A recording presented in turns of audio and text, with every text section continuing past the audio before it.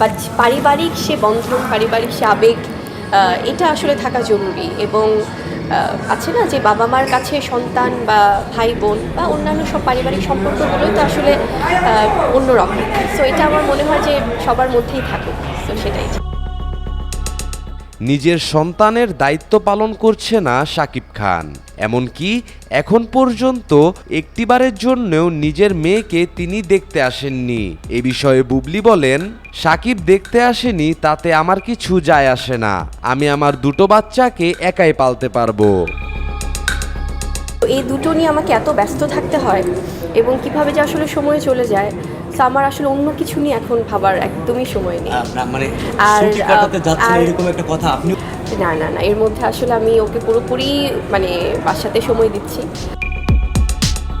বুবলির এমন মন্তব্য শুনে সাংবাদিকরা সরাসরি শাকিব খানের কাছে ছুটে যায়। সাংবাদিকদের বিভিন্ন প্রশ্নের উত্তরে শাকিব বলেন, বুবলি আসলে আমার ভক্তদের ভুল তথ্য দিচ্ছে। আমি কি এখন পর্যন্ত একবারও নিজের মুখে বলেছি যে এটা আমার মেয়ে?